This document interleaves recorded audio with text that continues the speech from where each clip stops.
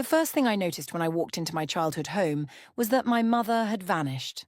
Not physically, she'd been gone for 2 years now, but every trace of her existence had been meticulously erased. Where her favourite painting of sunflowers once brightened the entryway, an abstract piece in cold blues and greys now dominated the wall. Her antique side table, the one she'd lovingly restored herself, had been replaced by a sleek, modern console. I'm Beatrice, and I was standing in what felt like a stranger's house. "Darling, you're early," Francesca's voice carried from the kitchen, syrupy sweet and somehow still sharp. My father's new wife emerged, wiping her hands on an apron I'd never seen before. "We weren't expecting you for another hour." Traffic was light, I managed, my throat tight. "Where's Dad?" "Still at the office. You know how he gets with his cases." She gestured around the transformed space. "Do you like what I've done with the place? It needed a fresh start, don't you think?" Before I could answer, the front door opened again. My brother Jeremy walked in, his tie loosened and jacket slung over his shoulder. His eyes met mine, and I saw my own discomfort reflected there. "B," he said, pulling me into a quick hug. "You look tired," I supplied. "It's been a long drive." "Children," Francesca clapped her hands. "Why don't you both help me set the table? I've made my special risotto." As we followed her to the dining room, I noticed my mother's china cabinet was gone. In its place stood a minimalist shelving unit, displaying abstract sculptures. "Where's Mom's china?" The words burst out before I could stop them. Francesca paused, her back stiffening slightly. "Oh, those old things. They were quite dated, weren't they? I've packed them away somewhere safe." "Somewhere safe?" I echoed. "They're family heirlooms." "Bay," Jeremy warned quietly. The doorbell rang, saving us from the brewing tension. Francesca brightened immediately. "That must be Noelle. I invited my sister to join us." I watched as she hurried to the door, greeting a tall woman with the same honey-blonde hair, but sharper features. Something passed between the sisters, a look I couldn't quite interpret, before Noelle's smile fixed firmly in place. "You must be Beatrice," Noelle said, extending her hand. "I've heard so much about you." "Funny," I replied, shaking her hand. "I've heard almost nothing about you."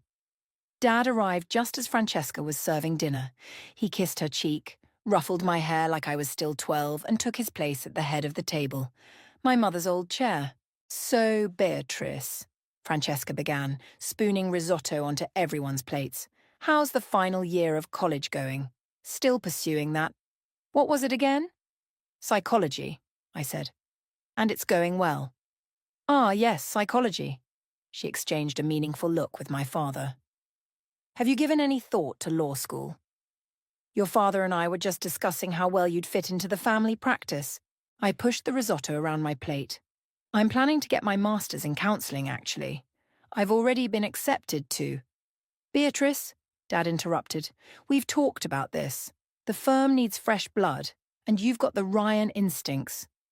"I have my own plans, Dad." "Plans change, sweetheart." Francesca reached across the table to pat my hand.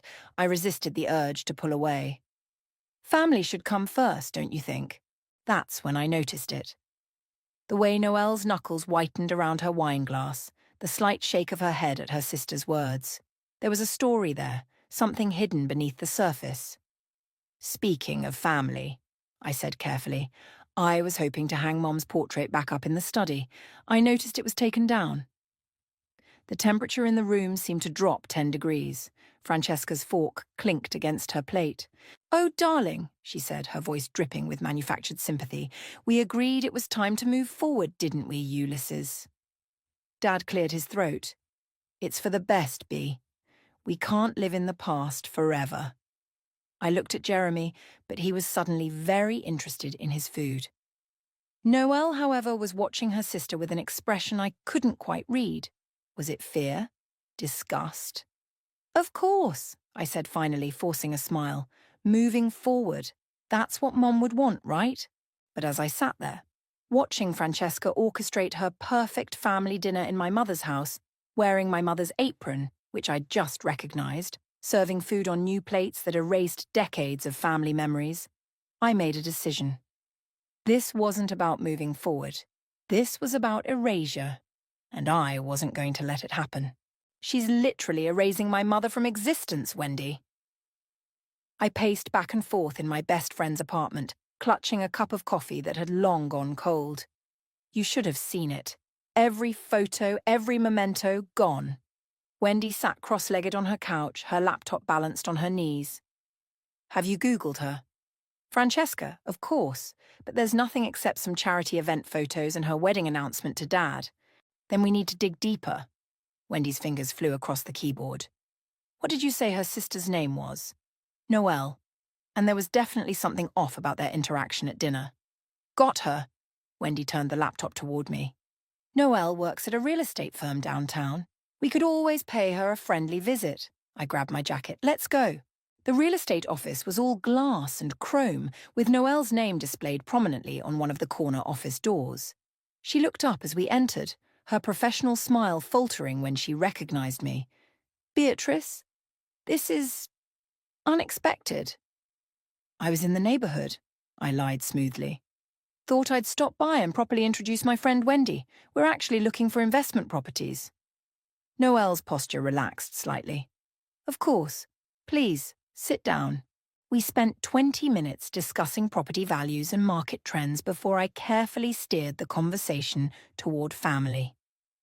It must be nice having your sister so close by now, I said casually. Have you always been in the same city?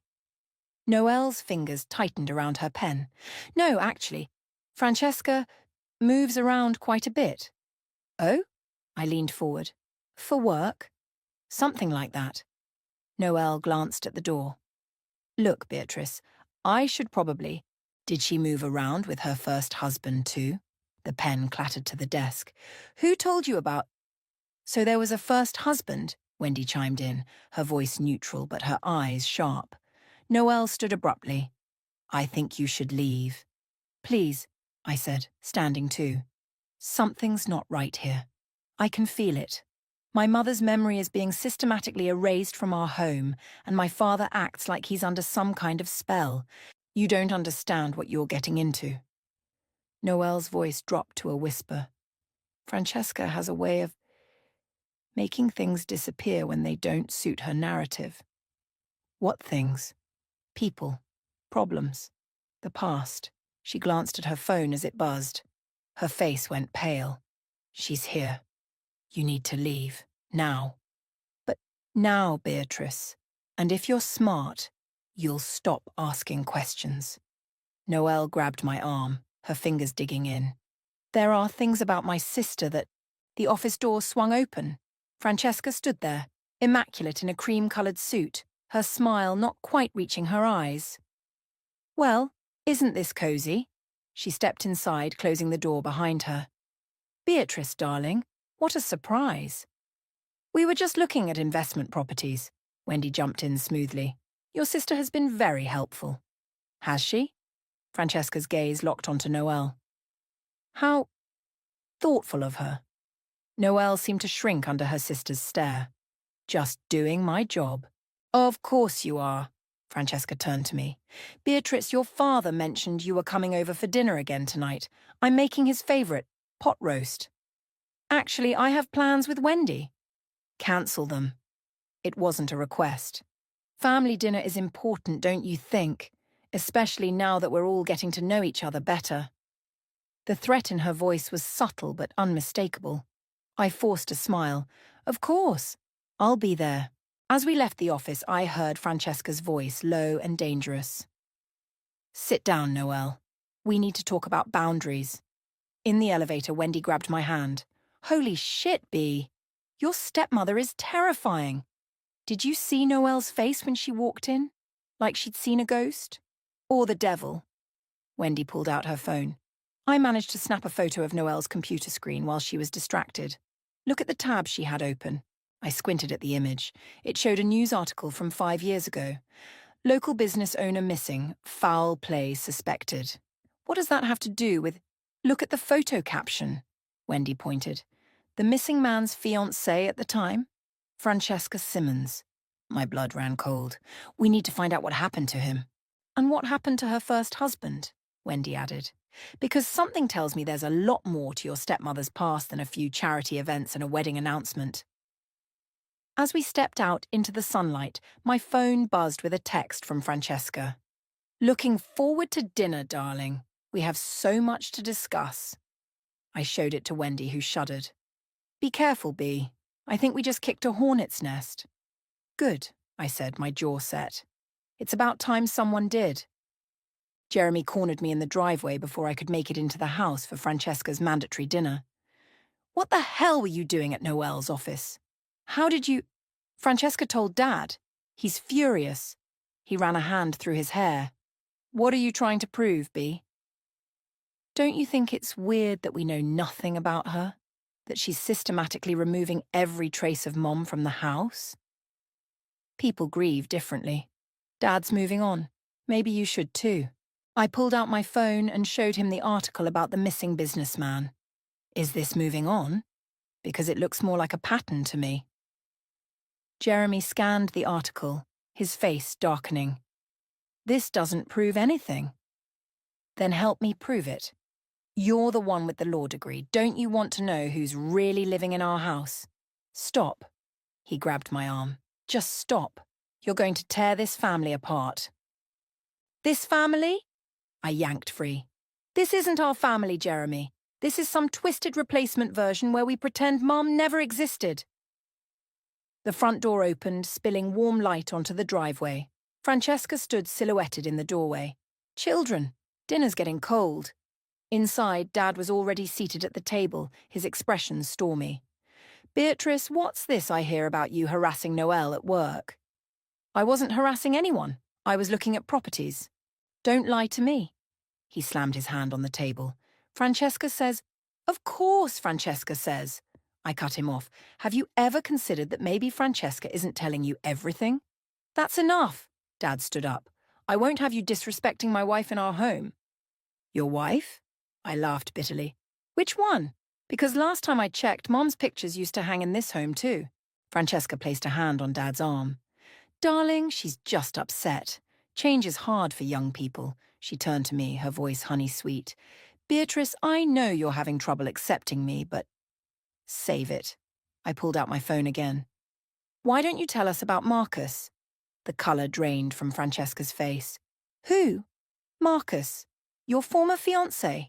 The one who mysteriously disappeared 5 years ago. Jeremy kicked me under the table, but I ignored him. I don't know what you're talking about, Francesca said, but her hands were shaking as she reached for her wine glass. Really? Because the police report says... There was no police report, she snapped, then caught herself. I mean, I don't know any Marcus. Dad looked between us, confusion clouding his features. Francesca? She's making things up, darling. Trying to cause trouble. Francesca's composure returned like a mask sliding into place. Perhaps Beatrice needs some time away from the family to sort through her... issues. My phone buzzed with a text from Wendy. Found marriage records. Call me now. I have to go. I stood up. But this isn't over. Sit down, Dad ordered. We're not finished here. Actually, we are. I headed for the door, then turned back. By the way, Dad, did you know Francesca was married before? Because I'm betting she didn't tell you about that either. The silence that followed me out was deafening. Back in my car, I called Wendy immediately. You're not going to believe this, she said without preamble. I found her first marriage license. She was married to a Thomas Wright, wealthy guy, real estate developer. What happened to him? That's the thing. He died. Boating accident. She inherited everything. When? 7 years ago. And get this. 2 years later, she's engaged to Marcus, who then disappears. Now she's married to your dad, who's also wealthy, I finished. And she's systematically taking control of everything. There's more, Wendy's voice dropped. I just got a weird email from someone named Terry. Says he used to work with Thomas Wright and has information about Francesca. Wants to meet.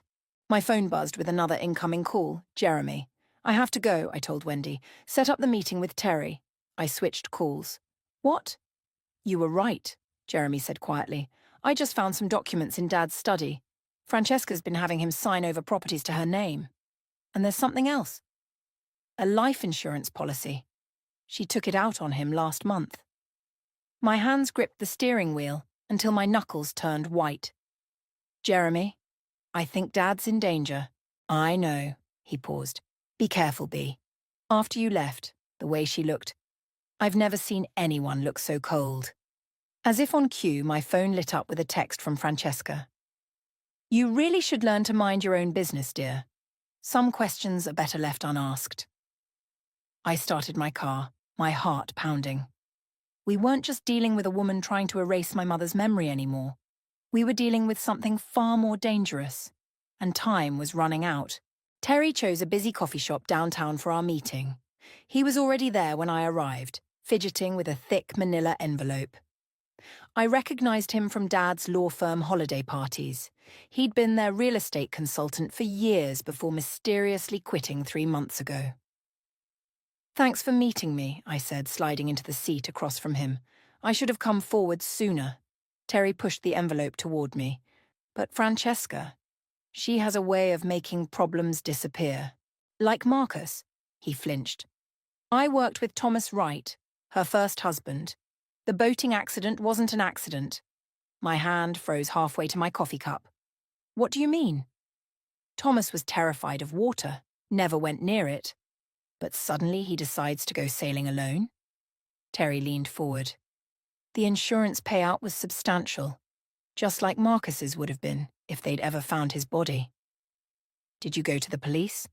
With what? Circumstantial evidence? He tapped the envelope. But I've been gathering proof. Bank records, property transfers, insurance policies. There's a pattern. I opened the envelope. Inside were documents, photos, and newspaper clippings. One photo showed Francesca with Thomas. She looked younger, but that same calculated smile was there. Another showed her with Marcus, standing in front of a construction site. She finds wealthy men, Terry explained, isolates them from family, takes control of their assets, and then they disappear, I finished. Your father's next, Beatrice. She's already started the process, having him sign over properties, taking out life insurance. It's the same playbook she used with Thomas and Marcus. My phone buzzed, a text from Jeremy. Dad's acting weird. Francesca's got him taking some new vitamins she bought. Says they're for stress. I showed Terry the message. His face went pale. Thomas had stress vitamins too. The autopsy showed traces of something in his system, but nothing conclusive. I need copies of everything, I said, pulling out my phone to photograph the documents. Already done. Terry handed me a USB drive. But be careful. After Marcus disappeared, I started digging. Next thing I knew, someone broke into my house. Nothing was taken, but my files were clearly searched. Why are you helping me? Because Marcus was my friend. Terry's voice cracked. And because your father's a good man. He doesn't deserve what's coming. My phone buzzed again. Francesca this time. Having dinner with your father tonight. Shame you won't be joining us. I'm trying a new recipe. I have to go. I stood up quickly. Thank you, Terry. Beatrice. He caught my arm. There's something else. Your mother's death. Have you ever wondered? The coffee shop door chimed. Noelle walked in, saw us, and froze. Behind her, 2 men in dark suits entered. Get out! Terry hissed. Now! Back door! I clutched the envelope and USB drive, slipping through the crowded shop toward the kitchen. Behind me, I heard Noelle's voice. She was just here. The back alley was empty. I ran to my car, hands shaking as I tried to unlock it. My phone buzzed again. Dear Beatrice, curiosity killed the cat. Or in this case, might kill something else. Your father's looking quite pale tonight. Perhaps he needs more vitamins. Francesca, I called Jeremy immediately. Don't let Dad take any more vitamins, I said as soon as he answered. And don't let him eat anything Francesca gives him. What? Why? Just trust me. I'm on my way home. Don't let him out of your sight. I pulled into traffic, checking my rearview mirror for the men in suits. My phone rang. Terry. They're asking questions, he said quickly. I'll try to stall them, but... There was a crash, then silence. Terry? Terry! Nothing. At a red light, I quickly photographed every document from the envelope, sending them to both Wendy and Jeremy. As I finished, a black SUV pulled up beside me. The driver was one of the men from the coffee shop. The light turned green. I floored it. The SUV followed. My phone rang again. Dad's number, but Francesca's voice answered. "Beatrice, darling. Your father's not feeling well. Perhaps you should come say goodbye. I mean, come see him. If anything happens to him." "You'll what?" She laughed softly. "Tell the police? Like Terry did about Marcus? Or like Noelle tried to about Thomas? Some stories are better left untold, dear." The SUV was still behind me, gaining ground. "But don't worry," Francesca continued. "I'll take good care of your father, just like I took care of your mother when she started asking too many questions." The phone slipped from my hand. My mother's death hadn't been natural causes. The SUV rammed my back bumper. And now Francesca was coming for the rest of us. I lost the SUV by pulling into a crowded mall parking garage and killing my lights. My hands wouldn't stop shaking as I called Jeremy. "Get Dad out of there," I said before he could speak. "Now." "Already did. We're at my apartment. He's not good. He can barely stand." "Call an ambulance." "Francesca's been calling non-stop. Says she's bringing a private doctor." "Don't let her in. I'm on my way." I hesitated. "Jeremy, Mom's death wasn't natural." The silence on the other end was deafening. "Finally." "I know. I found Mom's journal hidden in the study while looking for those documents. She suspected something was wrong. She was going to confront Francesca the day she died." My throat tightened. "Why didn't you tell me?" "Because I didn't want to believe it. But after seeing those bank records, the insurance policies, God be. What have we let into our lives?" A text from Wendy lit up my phone. "Police won't help without concrete evidence, but I found something in those files you sent. Coming over." I made it to Jeremy's apartment in record time. Dad was sprawled on the couch, his skin grey and clammy. Empty vitamin bottles littered the coffee table. "The ambulance is 5 minutes out," Jeremy said, pacing. "But Francesca's downstairs. Security won't hold her for long." "Dad?" I knelt beside him. "Can you hear me?" His eyes fluttered open. "Beatrice, I'm sorry. I should have listened. Save your strength." I grabbed the vitamin bottles. "The paramedics need to know what was in these." The door buzzed.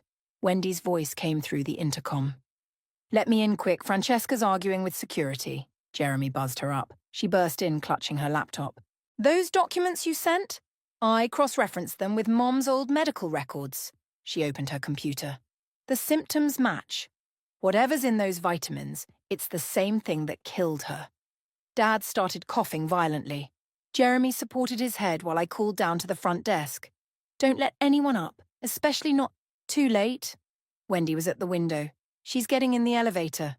The hallway security camera feed on Jeremy's phone showed Francesca and 2 men, the same ones from the coffee shop, ascending. "Fire escape," Jeremy decided, already moving to help Dad up. "Wait." I grabbed Mum's journal from my bag. "Listen to this. Found F's secret box in garage. Everything's there. Proof about Thomas, about Marcus. Have to tell you before—" I looked up. The entry ends there, the day she died. "The garage?" Jeremy's eyes widened. "Dad's old toolbox is still there. Mum used to hide things in it." Footsteps approached outside, a key scraped in the lock, the emergency master key. "Get Dad to the hospital," I told Jeremy. "I'm going to the house." "You can't," Wendy grabbed my arm. "Those men are focused on finding us here." I headed for the fire escape. "Text me when Dad's safe." The door began to open. I slipped out the window just as Francesca's voice filled the apartment. "Darling, are those sirens I hear?" I made it to my car, unseen. The house was dark when I arrived, but Francesca's car was gone. She was still at Jeremy's. The garage door code hadn't changed since I was 12. Dad's toolbox was buried under holiday decorations. Inside, beneath rusted wrenches and old screwdrivers, was a false bottom. My hands trembled as I pried it open. A small USB drive, a stack of photos, and a letter in my mother's handwriting. "If you're reading this, I'm probably dead." My phone buzzed. Dad's in ER, blood tests showing unknown toxins. Police involved now. Where are you? Jeremy. Another text followed. Get out of there. Francesca's on her way back. Wendy, I heard a car in the driveway. The connecting door from the garage to the kitchen opened. Noelle stood there, pale and shaking. Through here, she whispered. Quick. Why are you helping me? Because she killed my husband, too. Noelle's eyes were hard. Thomas was my husband first. She was my best friend, and she took everything. Car doors slammed outside. Go! Noelle pushed me toward the back door. That USB drive, it has banking records, offshore accounts, everything the police need. Come with me, she shook her head. Someone has to keep her here. Make her think she's won. The front door opened. Francesca's voice carried through the house. Noelle, why are all the lights off? I slipped out just as Noelle called back. In here, sister dear, just making some tea. My phone lit up one last time as I started my car. Found Mum's autopsy photos on the USB, meeting with detectives tomorrow. End this. Jeremy, I clutched the evidence to my chest. I will, Mum, I promise. Behind me, through the kitchen window, I saw Francesca embrace her sister.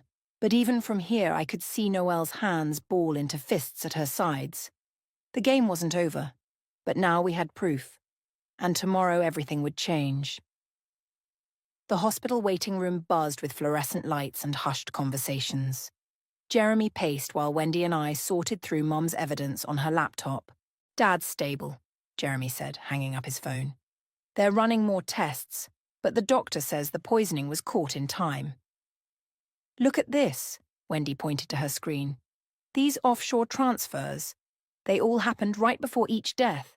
Thomas, Marcus, your mum, and now there are new accounts set up in your dad's name. The detective's on his way, Jeremy checked his watch, but we need more than just financial records. My phone buzzed. Noelle. She's planning something, big family dinner tomorrow night, says she's making things right.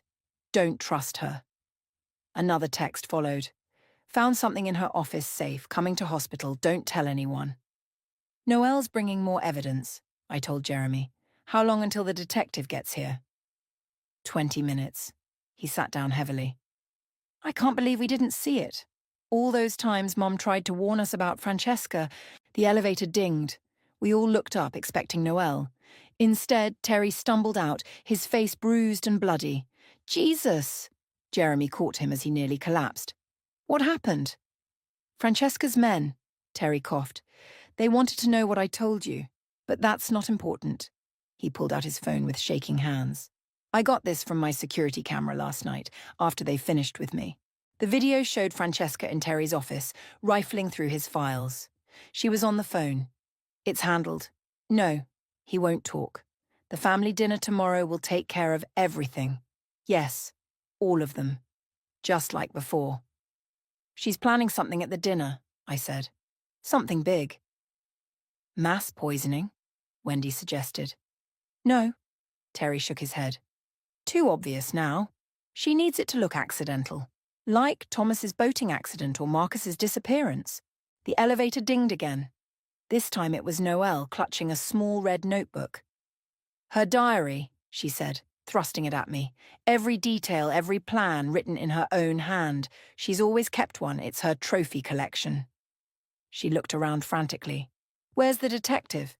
Not here yet. Jeremy checked his phone. But then we need to leave. Now. Noelle's voice shook. She knows I took it. She'll be coming. As if on cue, my phone rang. Francesca. Speaker, Jeremy mouthed. I answered. Hello? Darling. Francesca's voice was silk over steel. I seem to be missing something important, but don't worry, I know exactly where to find it. Stay away from us. Us? She laughed softly. Oh, is my dear sister there too? Noelle always did have a problem with loyalty, just like your mother. We have proof, I said. Everything. The murders, the money. Proof? Another laugh. Like Terry's proof or your mother's? Evidence has a funny way of combusting. Speaking of which, you might want to check on your father's room. Hospitals can be so dangerous. All those oxygen tanks. Electrical equipment. Jeremy was already running toward Dad's room. You won't get away with this, I said. I already have, 3 times before, but I'm feeling generous. Come to dinner tomorrow night. Bring everyone. Jeremy, Wendy, my traitorous sister. Bring your little diary and your USB drives. Let's end this properly. Like you ended things with Thomas, with Marcus. Better. Her voice hardened. Or I could just trigger the fire alarm now. Hospitals are such chaos during evacuations. Anything could happen to a helpless patient. Jeremy came running back. She's got men outside Dad's room. Tick-tock, Beatrice, Francesca said. Dinner's at 7, don't be late. The line went dead. We can't wait for the detective, Noelle said. She's got people everywhere, police, hospital staff.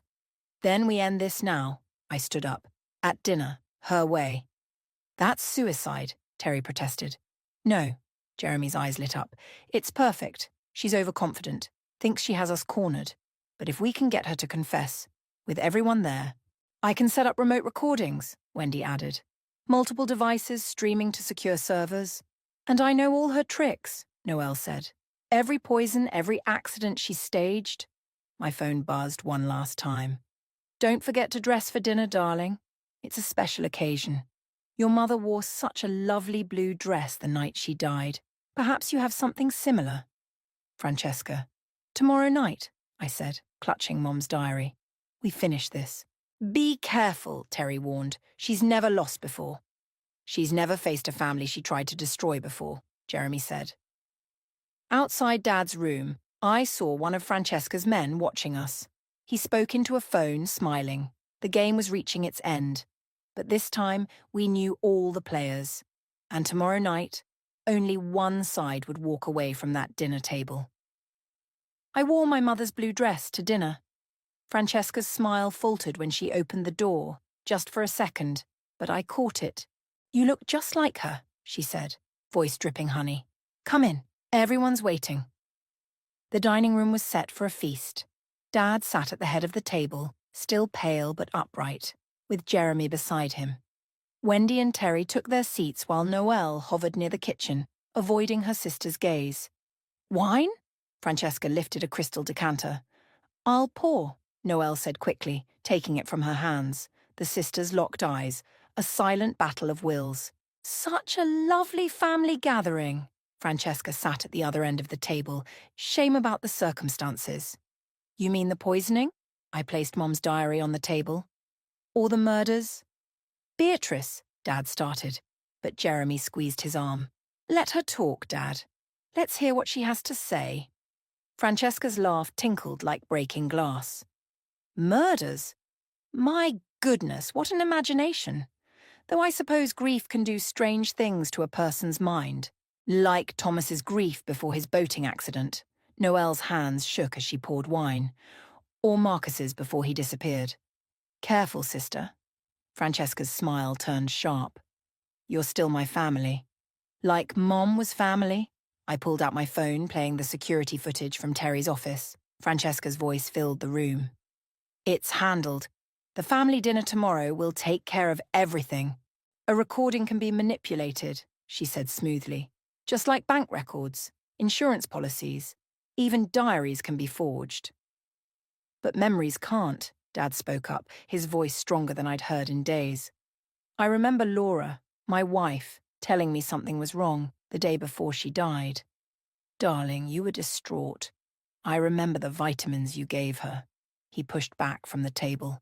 The same ones you gave me. Francesca's composure cracked just slightly. Everything I did was for us. This family needed cleaning up. Like you cleaned up Thomas. Noelle slammed the decanter down.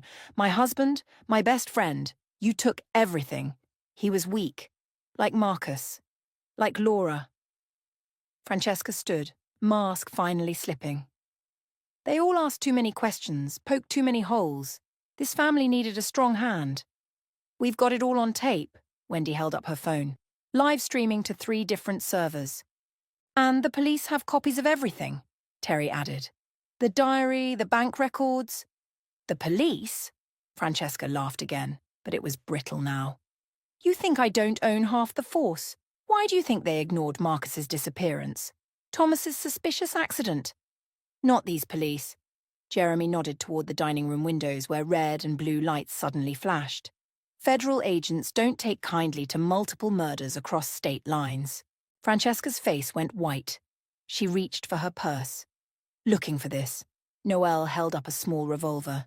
I found it in your safe, along with letters from Thomas begging for his life. You were my sister, Francesca snarled. You were supposed to understand. I understand that you're a monster. Noelle's voice broke. That you killed my husband, tried to kill my new family. The front door burst open. Federal agents poured in, weapons drawn. It's over, Francesca. I stood up. Mum can rest now. She looked around wildly, then lunged for Dad. I'll take you all. Jeremy tackled her before she could reach him. She hit the table hard, sending glasses shattering. Francesca Simmons? An agent stepped forward, handcuffs ready. You're under arrest for the murders of Thomas Wright, Marcus Peters, and Laura Ryan, and the attempted murder of Ulysses Ryan. As they led her away, she turned back one last time. I made this family perfect. No, Dad said, standing with Jeremy's help. You destroyed a family. My wife, my Laura. She made it perfect. Francesca screamed as they took her out. In the chaos, I felt Dad's hand on my shoulder. I'm sorry, he whispered. I should have seen it, should have listened. We all should have, Jeremy said. Noelle handed the gun to an agent, her hands still shaking. It's really over. Almost. Wendy was checking her phone. They found Marcus's body, where she said it would be in the diary, and they're reopening Thomas's case. Outside, Francesca's screams faded as the police cars pulled away. Dad walked to the wall where Mom's pictures used to hang. We'll put them back up, he said quietly. All of them. Laura should never have been taken down. I touched my mother's blue dress, feeling closer to her than I had in years. She's still here, Dad. She helped us see the truth. The federal agents finished gathering evidence, leaving us in the wreckage of Francesca's final dinner party. But as I looked around at my real family, Dad, Jeremy, Wendy, even Noelle and Terry, I knew we'd rebuild. Mom's diary lay open on the table, her final warning finally heard, her final case finally solved, and her family, finally, truly safe. The morning sun streamed through the windows as I helped Dad hang Mom's last photograph, her favourite, showing all of us at the beach. Her smile radiated from the frame, bringing warmth back to the house that had felt cold for so long. Perfect, Dad said, stepping back. He looked healthier now, the colour returned to his face. She always knew exactly where everything should go. The doorbell rang. Jeremy walked in with a stack of newspapers. You made the front page again, he told me, spreading them on the coffee table. The headlines screamed, Black Widow Killer Convicted, and Justice for 3 Families. The DA called, he continued. Francesca's facing 3 life sentences, no possibility of parole. 4, actually. Noelle entered through the open door, carrying a box of old photos. They found evidence linking her to another death in Florida, before Thomas. Dad sank into his armchair, Mum's old reading chair that we'd brought back from storage. I still can't believe I let her fool me so completely. She fooled everyone, I said, but he shook his head. Not your mother, and not you. He picked up one of the newspapers. You fought for the truth just like Laura would have. Wendy arrived with Terry carrying boxes of their own. We'd been slowly restoring the house, bringing back pieces of our history that Francesca had tried to erase. Found these in the evidence lockup. Terry set down his box. The police said we could have them back now that the trial's over. Inside were Mom's journals. Not just the one that helped convict Francesca, but all of them. Years of memories, observations, and love for her family, written in her familiar handwriting. Look at this. Wendy pulled out a photo album. Your mom kept records of everything. She knew something was wrong with Francesca from the start.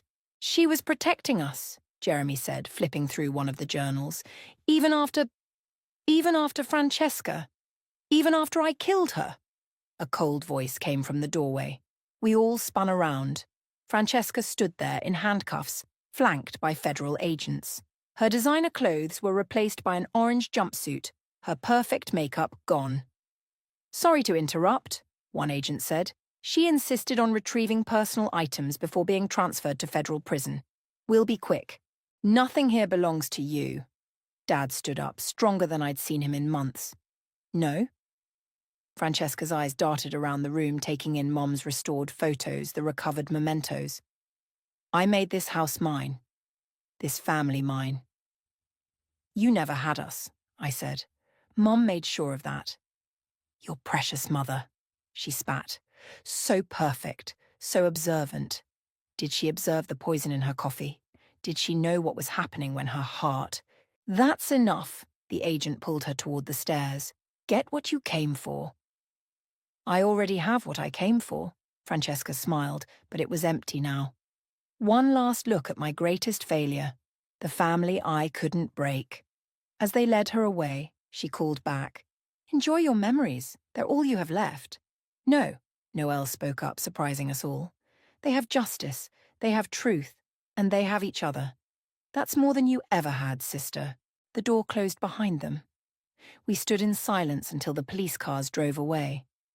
She's wrong, you know. Wendy picked up one of Mom's journals. Memories aren't all you have left. You have Laura's strength, her love, her warning that saved your lives. Dad walked to Mom's photograph, touching it gently. She's still protecting us, still keeping us together. And now everyone knows the truth, Terry added. About Thomas, about Marcus. Their families can heal too. I opened Mom's journal to her last entry, the one that started this whole journey. My dearest family, if you're reading this, stay strong, stay together. The truth will always find its way home. Home, Jeremy echoed, looking around at the restored house, at Mom's photos watching over us. It finally feels like home again. Dad gathered us all in front of Mom's favourite photograph. Wendy set up her camera timer. Laura always insisted on family photos, he said. Said they captured more than just moments. They captured love. The camera flashed, catching us all. Dad, Jeremy, me, Wendy, Terry, even Noelle, surrounded by Mom's restored presence. Not just in photographs and journals, but in the strength she gave us, the truth she helped us uncover, and the family she protected until the very end. Outside, spring flowers bloomed in Mom's garden, which we'd started restoring. Her favourite roses were budding again, reaching for the sun. Life was returning to our home. Truth had won over lies. Love had won over hate. And Mom's legacy lived on, in every corner, in every heart, in every moment of justice finally served. We were her final victory, a final victory, a final victory, a final victory, a final victory.